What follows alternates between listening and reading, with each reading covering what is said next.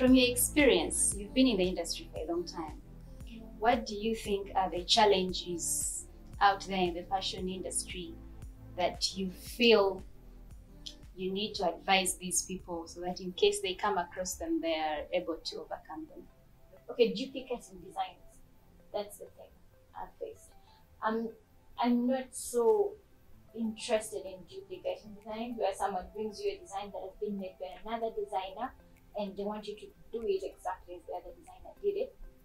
And first of all, in the country you don't have the same fabric as those, because these are designs that have been made in Europe, that have been made in USA, in America, and everywhere, in Nigeria, and you don't have the same fabrics to get it. And second of all, you feel, as a designer, you feel like you're becoming a tailor. You feel like you're becoming like it's like someone getting a product and going to China saying, I want you to duplicate for me this.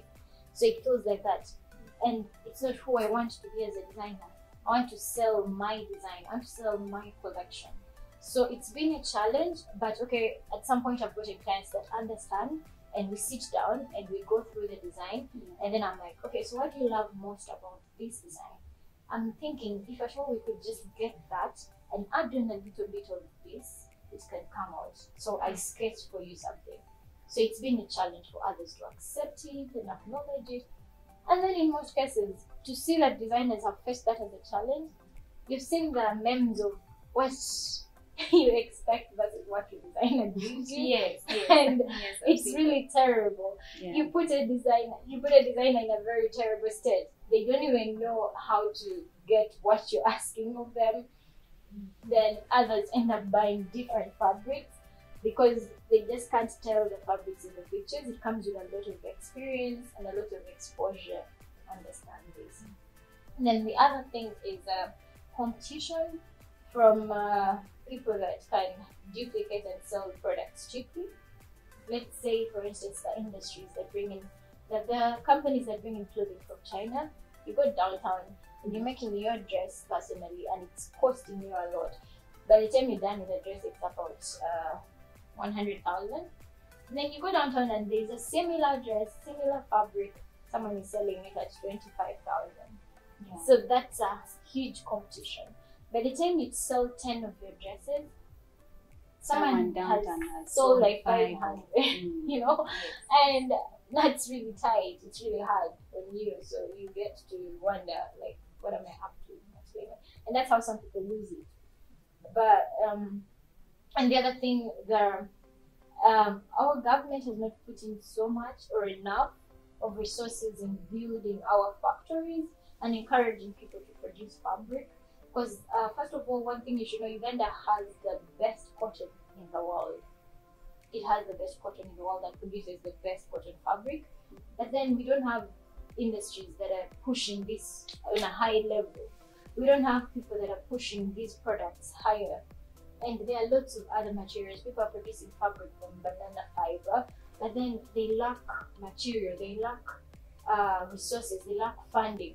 These are projects the government should be funding, because at the end of the day, if there's an industry producing cotton fabric, there's employment for women in the slums, there's employment for women in the villages, the woman that is going to farm the cotton, the woman that is going to refine the cotton, the woman that is going to produce fabric of the cotton in the weaving sector, and the woman that is going to buy the cotton and use it. So we could have these fabrics, and people are going eco in the fashion industry.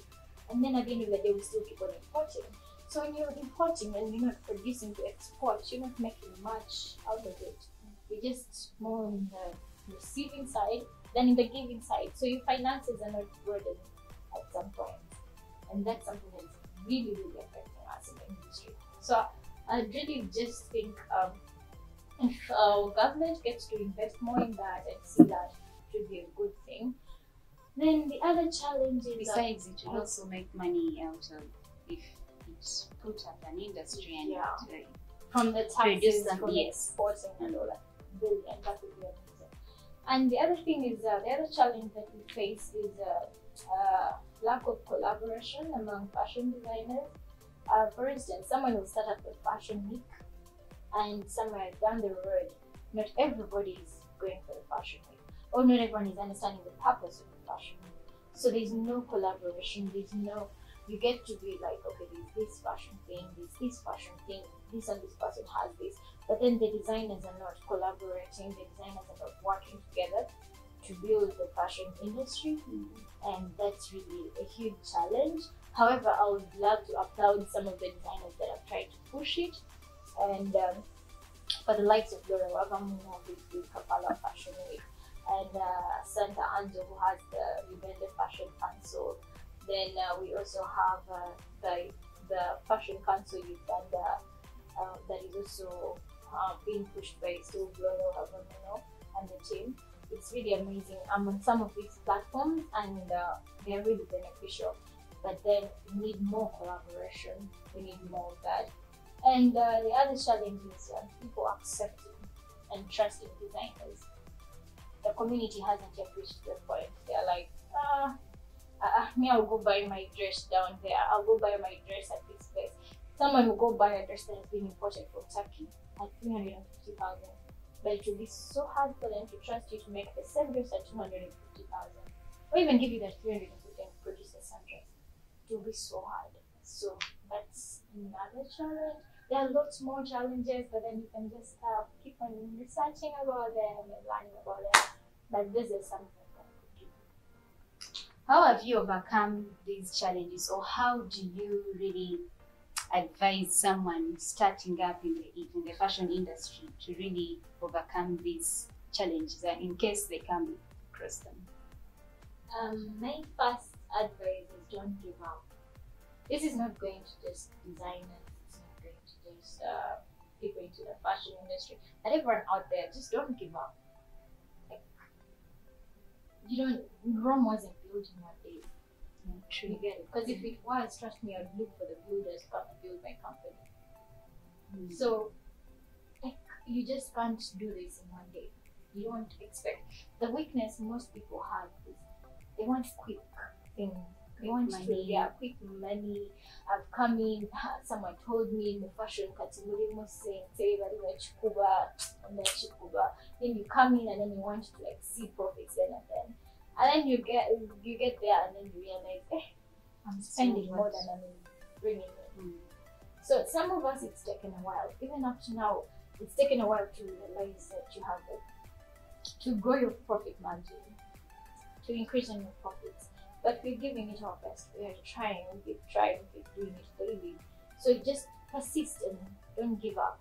Whatever it is, if you have an idea, start it on. If you have something you want to do, personally, I'm witness to that because my brain has kept on changing from this and this and that. People have questions, people say things, people do things. I've reached a point where my parents have told me, Victoria, go get a day job, get a job, have this fashion thing running on the side. I almost gave up, but then I'm like, this is what I want to do. I'm not good at handling employment. It's not my thing. Why am I building someone else's vision? I have my own vision to build. So why did I just put that energy on my vision? You get it? Yeah. So just learn to give it your all and have all that energy that you could have put into anything else, put into your product, put into your work, and believe in yourself. Because the world is going to put you down. The world is going to say things, they're going to do things. And your same product is going to let you down. But then, even the person that created lights, it took him a number of times to come up with a light, with a bulb actually. Perfect time. But then it took time, right? But currently we have bulbs everywhere and it's even the light that is giving us light right now. So, he didn't give up. Then who are you to give up? Like, just persist. And that's it. Then the other thing, get to have investors, like, pitch your ideas, pitch whatever you have. It doesn't matter. Sometimes you say things to people and they steal the idea. But then just pitch it. You never know. No one will ever do it like you. Yeah. Get it? Yeah, that's very true. No one will ever produce your idea like you do. And learn to, knowledge is power. Read more. Yeah. I've taken time off to read about fashion. I want to have a brand that depicts African culture and promotes African heritage. I've been reading a lot about African history, African art, and how we handle everything, the artifacts and all that. Read, understand, get to understand what you're selling to people. And you realize you need to learn a lot of things. You need to learn how to produce produce things that you didn't know how to produce, and it's going to be beneficial. And the other thing is collaboration. Learn to work with other people. There are people better than you. Do not feel like you're in competition with them. If someone is better than you, that's perfect. It means that that's the person that should be your best friend. Even in school, it's what you were told, and it helps. Because you learn something from them. Yeah. So if you get to be with people that are better than you, you're always fighting to be like them. But if you're with people that you're better than, you're comfortable and you'll go nowhere because you're comfortable. You know they're always going to seek you, come to you, please tell us this, advise us on this, and you're going nowhere. But then imagine if there are these people that are better than you, and this time you're like, okay. The thing is, personally, the brand that I look up to that kind of motivates me to go bigger and everything that I do is Versace. Yeah. It's a brand, it's an icon, it's up there. And I'm like, I want to go up there. I don't want to compete with just Africans. I don't want to compete with just Ugandans. I want my brand to be a world famous brand. You get it? So you need to know your level. You need to know where you want to go. And the most important thing, sit down on your drawing board, come up with your structure, know your vision, know what you want. What's the vision of your brand? And it's not just about companies. People make companies and then they have their vision, mission, about and all that. And we settle at that when it comes to designers. Don't give up to them. Kastanfuna chalani change, nintula wansi, and now when I'm done. That's not it. That's being a mediocre. But if you want to compete with the world, do what the world is doing. Go for it. Are you paying your taxes? Are you registered? Are your books in check? Have your bank account? And what's your vision for your brand? Because it's that vision that will help you make a strategy. It's that same vision that's going to make you have a structure to know who to bring on board and who not to bring on board. So it all comes down to that. There's so much more to learn about how to handle the challenges we are facing as designers, but most of all, believe in your vision and just go for it. Don't stop. So, thank you. Believe in your vision and persistence. Persist on what you're really doing, and eventually you get there. Like you said, Rome wasn't built in one day, so if you persist, you eventually get there, right? True. Yeah. Oh, thank you for that. So now we go to marketing.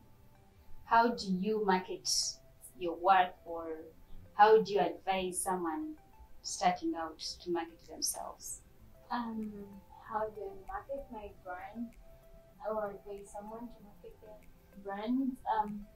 Marketing is one of the biggest challenges we face as designers, and most of all personally, it's a huge challenge because as a startup, you're everything. Number one, you're your designer. Number two, you're your accountant. You're your own marketer. You're your own advertiser. You do your own photography. All those things are on you. So it takes a lot. It takes a lot of your energy. You get to a point and you just don't want to do anything. You just don't want to focus on that anymore. And then there comes the money. You have to look for the money, so you're your own investor. So it's tricky. But the thing I've tried to hold on to is, first of all, your best friend is this, your phone. Yeah? With your phone, you're done. You have everything at your fingertips. Yeah. Because currently on our phones, we have our Facebook, we have Instagram, we have emails. You just need to know how to use it. I'm still learning a lot. It's a process. You get it?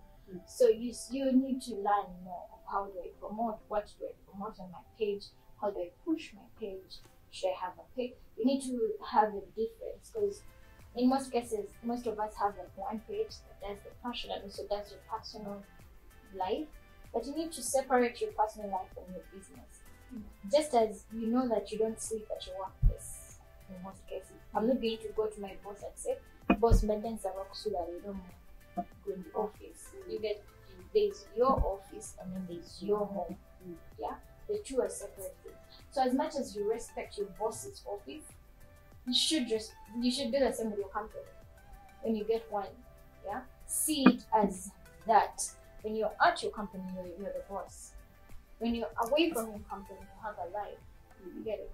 So if you're able to differentiate the two, then you'll be able to know how to push the other. So first of all, separate the two. Get to know you have your personal life, that's your personal Instagram, and then your business life, that's your business Instagram. How much energy do you put on this? Because these two at some point connect. Yeah. If you have something you've posted on your business page, you can go and post it on your personal page, but mainly as a review with a link or something like, please check this out on your page. So you're using your personal space to advertise for your page. You get it? Now, for instance, personally, I do a lot of things. I have the NGO work, Streetlights Uganda on my page. On my personal page, I note it down. Then I have my interior design company that I also note down. Then I have the social work that I do for volunteering in Uganda with the women's work. I also indicate that. Then I also have my fashion brand. So when someone goes to my page, they are able to click on all of these things. You get it? Yeah. So as much as I post my pictures and all that, someone somewhere will see, oh, she's wearing that, that looks good. But then I attach by Akini, you get it? Or from Akini, and I put a link. Someone will definitely check out Akini. So learn to use every moment of your life to market your brand. Whatever you do, be your brand. Speak your brand. I just want to like wearing it. Right now, I'm here. Wearing one. Yeah, I'm here wearing one. And I find it beautiful. I don't know what to see, but I think I can see. It's very beautiful. I like it. Thank you. So I just think you should be proud of your brand. Like, speak your brand wherever you go. You know, learn to use life to your advantage. You get it. So I think that could be important. And then also learn to trust people and get people that can do your work, because you won't do everything by yourself. I know it may be hard, challenging, but let's say you have your brothers, your friends, and they're in holidays, and they love being online, they love being on social media. So these kids always have friends, and they have friends that are passionate about that. Get to have those kids, guide them saying data, and then be like, hey, please help me post about this, help me handle my social media, push this and that, teach them how to do it. At the end of the day, you're going to have a good platform. Everything will move in smoothly. Like, they'll help you out, because you should learn to delegate. And trust people to help you with your work. Yeah, and it's something I'm getting to learn. As I told you, I'm a perfectionist. It's so hard for me to delegate. It's so hard for me to let people handle something because I feel they want to do it the way I want. But I've come to learn how to do it. Right now, I'm here with people, and somewhere is holding my clients down, and they're working on it right now. I don't know what they are doing, but I'm trusting them. Trust you. And it's so hard, but I have to, because what if I'm not there? I need to make them. So, knowing how to use the right platforms is what you give to our viewers. Yes, and just starting using your phone. Yeah, making use of your phone and knowing what to put there. Out there. I've got clients out of referrals mainly. They do it just for someone, she posts it, and that's what say, like, I think we'll maybe Victoria. That's it. So that's really excellent. So thank you very much for that.